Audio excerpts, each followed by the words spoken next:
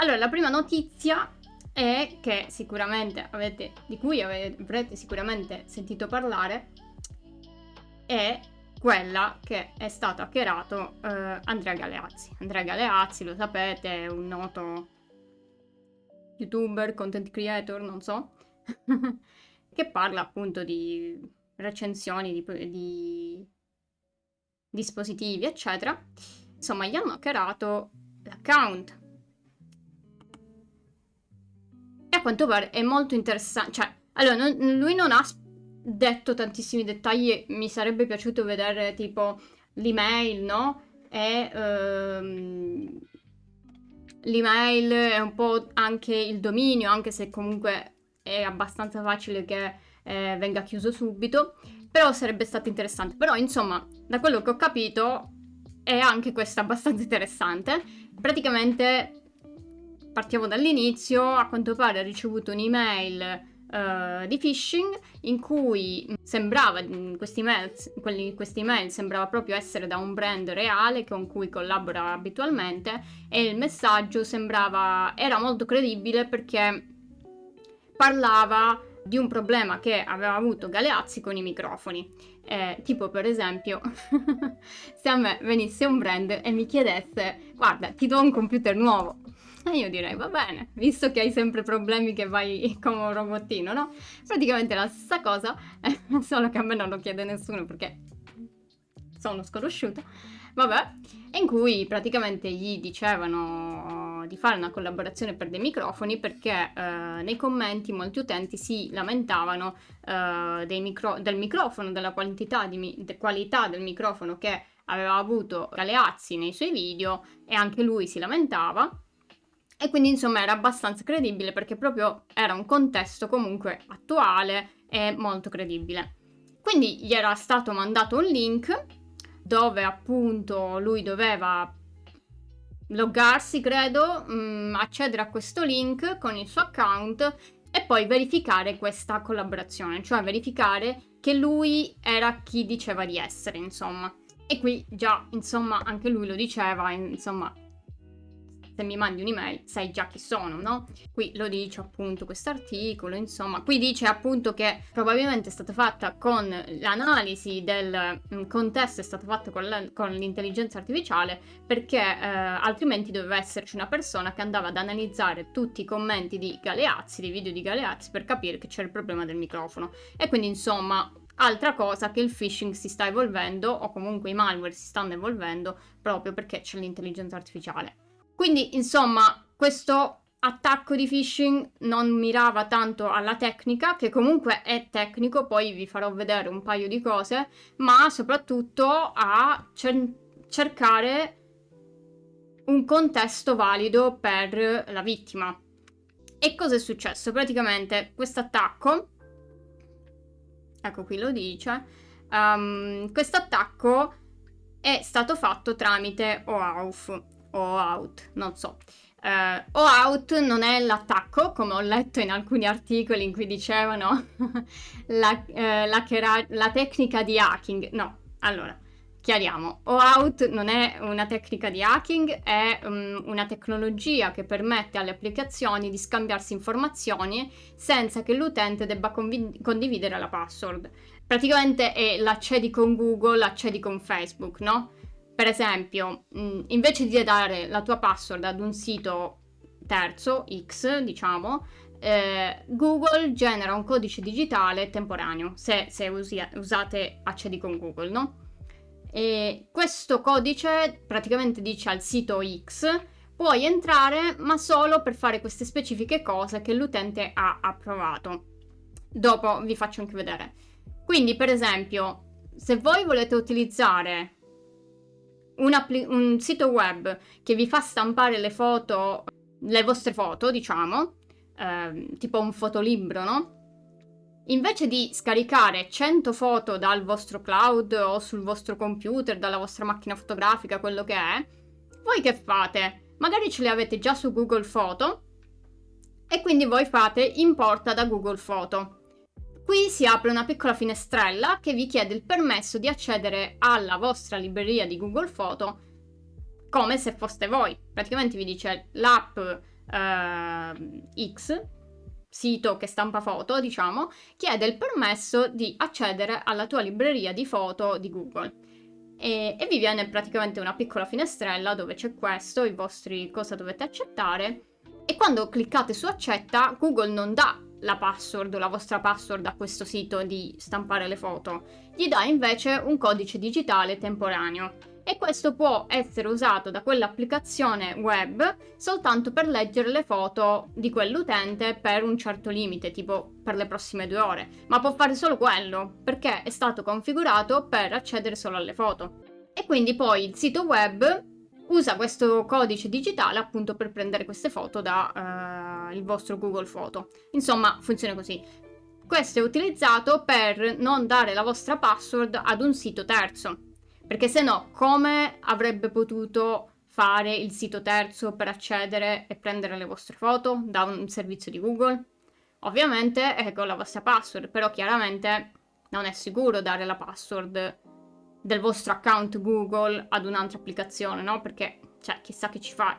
Invece così voi avete un codice digitale che dopo un po' scade e non può essere più utilizzato. Quindi che hanno fatto? Con Galeazzi hanno fatto praticamente questo. Gli hanno mandato un link di un'applicazione tipo web dove magari gli chiedeva tipo nome, cognome, robe così, e poi gli chiedeva di accedere con il suo account Google. Questo magari per effettivamente verificare che era lui. Ora non so esattamente l'applicazione cosa chiedeva, però insomma lui ha cliccato autorizza o continua, quello che è, pensando di autenticarsi su una piattaforma di gestione prodotti. In realtà cliccando ha concesso all'hackerino di turno questo codice digitale praticamente, e quindi questo ha superato completamente l'autenticazione, anche l'autenticazione a 2 fattori, che comunque è importante, però in questo caso si sta già autorizzando l'hackerino a prendere accesso al tuo account praticamente. Ovviamente le conseguenze non sono state poche, cioè ovviamente lui gli hanno preso l'account YouTube in cui hanno fatto dirette streaming su Bitcoin, gli hanno cambiato l'email di recupero e le password dell'account Google, modificato il nome del canale, insomma non è stato proprio bellissimo, ecco. Quindi, oltretutto YouTube, rilevando la violazione delle norme, no? Perché comunque gli hackerini avevano caricato contenuti non proprio contro le norme di YouTube, hanno rimosso anche il canale. Cioè, quindi una roba pazzesca. Infatti qui lo dice, arriva quando il sito chiede di verificare il canale YouTube per confermare che sia davvero l'utente. E per farlo c'era appunto questa procedura di login tramite OAuth.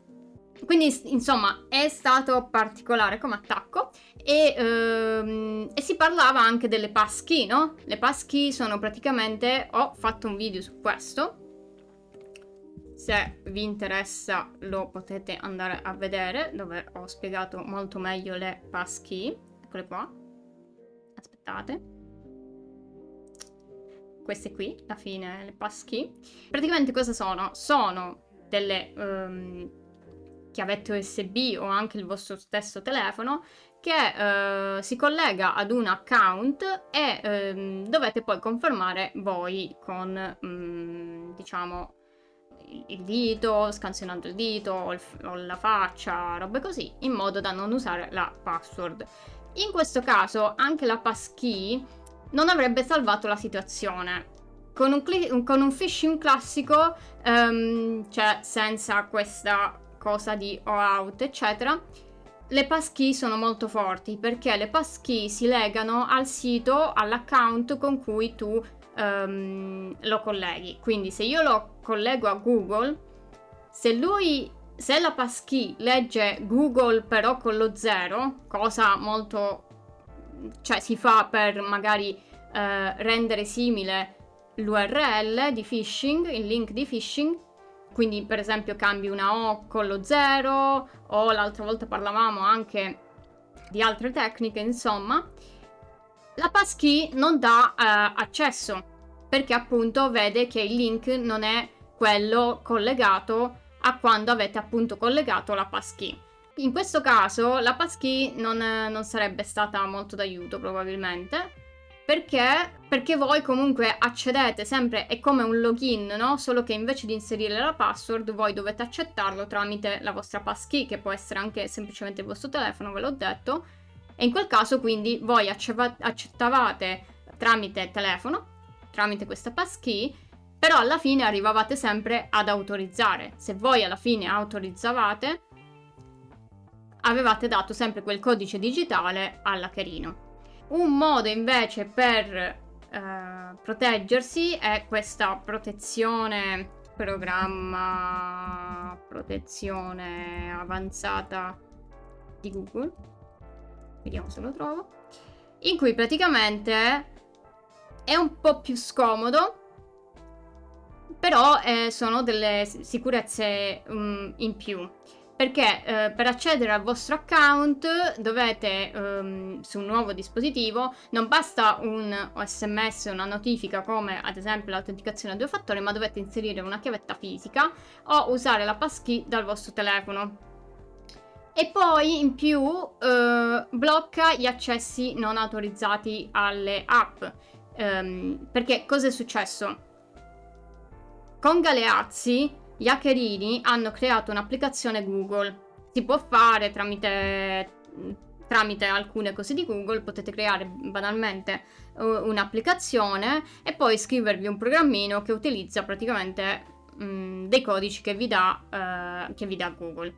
Però questa viene vista come applicazione terza. Quindi con questa protezione avanzata, se quell'applicazione non è un'applicazione verificata o fidata, non potrà accedere ai vostri dati. Quindi in questo caso Galeazzi, se avesse avuto questa protezione avanzata, anche se avesse dato l'autorizzazione, quell'applicazione non sarebbe stata fidata o verificata e quindi non avrebbe potuto accedere a dati sensibili come ad esempio Gmail o Drive, insomma. Però il problema è che se perdi le chiavi dell'accesso, insomma, richiede insomma dei passaggi manuali da parte di Google, e questo però è anche una protezione, perché in quel caso gli hackerini non possono rubarti l'account facendo finta, per esempio, di aver perso la password, no? Perché richiede proprio dei passaggi manuali da parte di Google, quindi per verificare l'identità. Quindi non è una cosa che voi cliccate ho dimenticato la password e cambiate la password, no, è molto più complesso, quindi è un po' noioso, fastidioso per alcuni versi, perché comunque queste procedure poi sono un po' più lunghe, se volete accedere sono un po' più lunghe, però è una protezione in più, quindi aiutano insomma nei casi di phishing più avanzati. Per questo, per capire la differenza, ho creato 2 phishing. Uno, diciamo, classico, dove praticamente ho creato una pagina finta, vedrete che poi capirete anche che è molto finta, e una invece non ho proprio creato l'applicazione perché mi richiedeva più tempo e non avevo tantissimo tempo, però ho utilizzato una funzionalità, una pagina web di Google che mi permetteva di simulare questo OAuth. Quindi ve lo faccio vedere.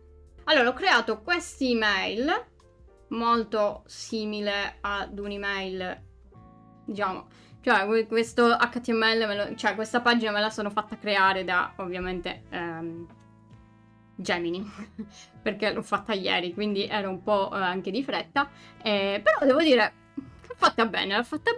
E poi io, insomma, ho sistemato tutto il resto per mandarmi sta dannata email. È stato un po', diciamo, rognoso, ecco, così per mandarmi un'email di phishing da sola.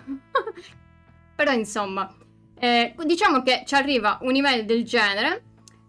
Ho cercato di ricreare un po' i punti, insomma, del phishing. Quindi, per esempio, l'oggetto di questa email è attività di accesso insolita per l'account Microsoft, cosa molto comune perché c'è sempre quel senso di urgenza, quel senso di oh mio Dio, ti stanno rubando l'account. Poi ho simulato che arrivasse qui da Microsoft, vedete qui, chiaramente, però vedete qui che il dominio è mio. Oh mio Dio, che è successo qui? Ringraziola per correggere il mio linguaggio molto... Esatto, no? Parliamo di phishing, ci vuole l'alert del nigeriano, no? È risaputo che il re nigeriano vuole, ci manda sempre email di phishing. Però tornando qui, vedete qui che ho simulato un'email fittizia, che è sempre un po' il pallino che vi dico, no? Se l'email non corrisponde al mittente, questo è già un punto di un campanello d'allarme. Chiaramente è molto facile anche nascondere l'email, per esempio qui si potrebbe mettere semplicemente Microsoft e poi abbiamo l'email, qui, se ce la faccio. Qui che ci dice appunto da Microsoft, ciao test, ho creato un account di test ovviamente, abbiamo rilevato un tentativo di accesso insolito al tuo account, bla bla bla. Ovviamente ho usato Microsoft perché Google non mi funzionava e quindi ho preferito usarlo questo, così vi faccio vedere un paio di cosette e poi ci dà dei dettagli, insomma, e ci dice verifica l'attività. Ora, cliccando verifica l'attività, è un po' lentino, ve lo dico, ve lo anticipo un pochettino. Però ci chiede insomma di autenticarci. Però notate l'URL qui. Questo non è quello reale di Microsoft, è cinnamonsec.it. Ovviamente non è difficile simulare, cambiare questo, cioè non è difficile renderlo un po' simile a Microsoft, no? Ne avevamo parlato un'altra volta nelle Cyber News, che vi dicevo degli hackerini che la M di Microsoft l'avevano trasformata come R ed N, così sembrava una M. E quindi niente, faccio login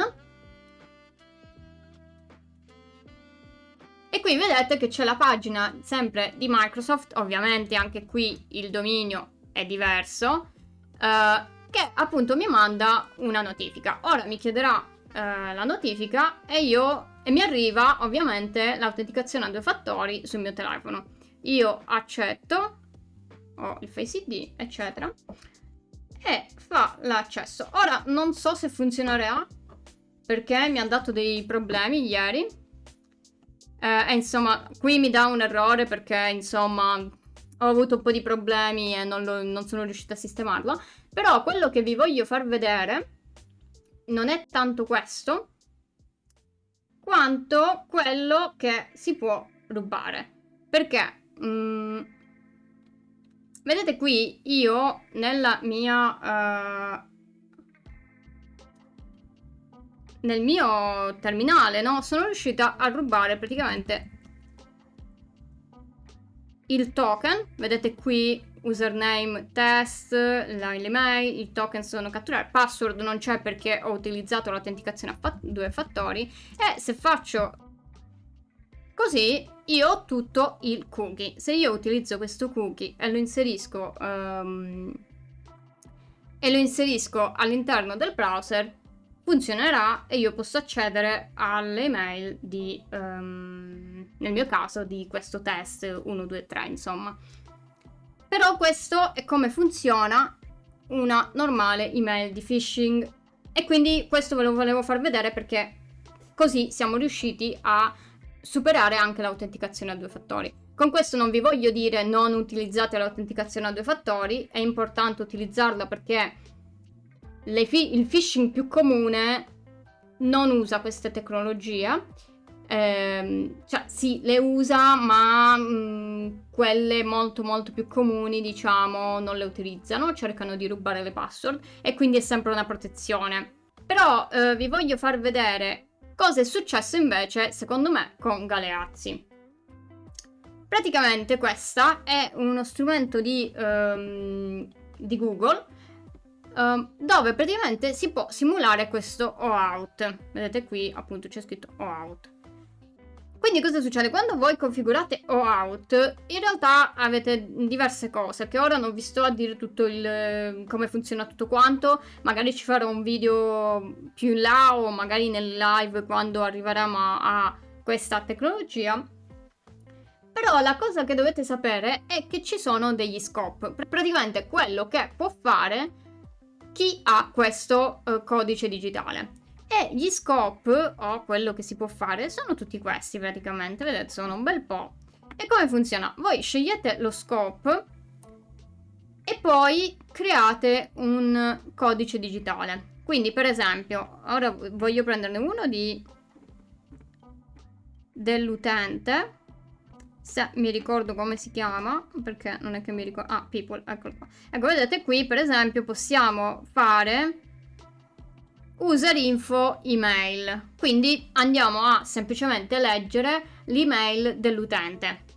Quindi io poi faccio authorize API, vedete qui che mi chiede un account, quindi io prendo questo qui e qui mi dice questa è la simulazione che noi abbiamo creato un'applicazione praticamente, è così che funziona. L'applicazione va a chiedere questo token, questo codice digitale poi a Google, però voi dovete accettarlo, quindi a voi vi verrà una roba del genere, cioè del tipo questa applicazione, in questo caso Google OAuth Playground, accederà a queste informazioni. Se noi facciamo continua, qui vedete che è stato generato un codice che noi andremo a cambiare e avremo questo codice digitale. Ora con questo codice digitale chi ce l'ha può accedere alla nostra email. Così funziona. Quindi poi che si fa? Tutto sto ambaradam sta dentro un'applicazione.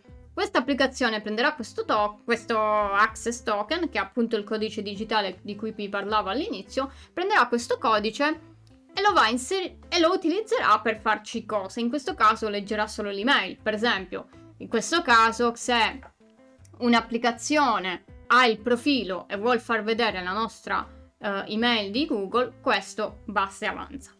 Però, ovviamente, io mi sono chiesta, ma com'è possibile che gli hanno... Cioè, allora, per caricare un video ci sono qui degli scope, quindi per esempio lasciamo l'email e poi prendiamo quella di YouTube. Per esempio qui vedete che c'è YouTube upload, quindi questo significa che andremo a fare l'upload o a gestire i video di un certo canale. Quindi anche qui authorize, qui scegliamo sempre l'account e vediamo qui che dici stai eseguendo nuovamente l'accesso. Ora qui non... ecco, e vedete qui però mi dice gestisci i video di YouTube. Quindi sta roba va letta, cioè chiaramente poi uno magari non gli dà peso, però se avete una roba di questo genere dovete leggere quali permessi state dando all'applicazione, perché ovviamente se un'applicazione di collaborazione come Galeazzi mi chiede di gestire i video di YouTube, io una domanda me la farei, insomma. Chiaramente non è che si dà la colpa poi, perché poi uno va pure magari abituato anche alle collaborazioni, magari la credibilità dell'email, quindi tante cose e tu manco ci pensi, quindi ci sta, però andrebbe letto. Quindi voi fate continua e anche qui avete il vostro token e questo token di codice digitale, come volete, verrà utilizzato per magari gestire i video, caricare, eliminare, eccetera. Se per esempio, però la cosa, e quindi questo spiega come hanno caricato i video su YouTube.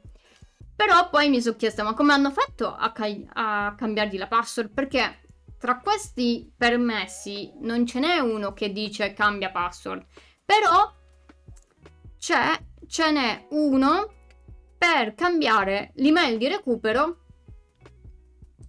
di un account. Per esempio, your email setting. Quindi adesso vi do questa, ora non sono sicurissima che sia questa, però è possibile che sia questa.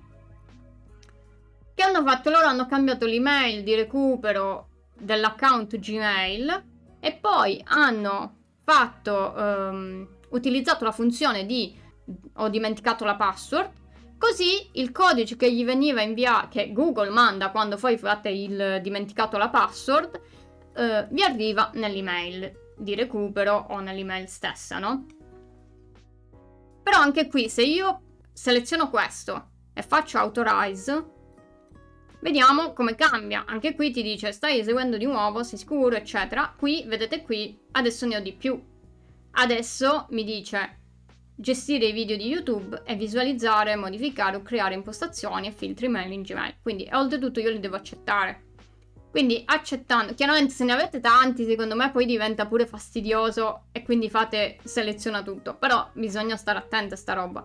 Quindi facendo continua io ho dato a chi ha questo codice la possibilità di vedere la mia email, di modificare le impostazioni della mia email e di gestire i video del mio canale relativa appunto a queste email. E quindi per questo, cioè, secondo me è stato questo poi l'attacco, che comunque non è banale, cioè, prima di tutto, perché, ecco, vi voglio far vedere anche una cosa, se io torno qui, faccio Authorize API, tu non vedi il phishing come ve l'ho fatto vedere prima, cinnamonsec.it, ma voi vedete account.google.com e quindi vi fidate, no? Quindi secondo me anche questa è stata un po' la fregatura, diciamo, perché appunto ti fidi di Google. E quindi insomma niente, vi volevo far vedere la differenza. Poi mi interessava anche capire un po' come è successo, no? Perché è interessante. E quindi loro poi che hanno fatto gli hackerini, tutta questa cosa ovviamente l'hanno automatizzata, mettendo uno scriptino che fa la roba che appena ci clicchi ti prendi questo token. Poi con questo token in un attimo tu cambi l'email di recupero e cambi la password e tu puoi automatizzare tutto, e quindi per questo è stato poi molto veloce come attacco, cioè il tempo che tu te ne accorgi è già andato. Però insomma è interessante, cioè poverino Galeazzi, però è stato molto interessante come attacco, quindi insomma per questo non è, cioè in un certo senso non è stata bypassata l'autenticazione a due fattori, perché insomma è l'utente che gli sta dando l'autorizzazione, e in più le passkey non sarebbero servite perché appunto è sempre l'utente a dare l'autorizzazione. Quindi per questo sarebbe servito il programma di protezione avanzata di Google, insomma. E quindi questo, insomma, è la notizia, come secondo me è successa. Però insomma adesso dovrebbe essere tutto sistemato, perché poi ovviamente i canali grandi hanno, come diceva Galeazzi stesso, hanno delle persone di riferimento, quindi hanno iniziato subito a sistemare.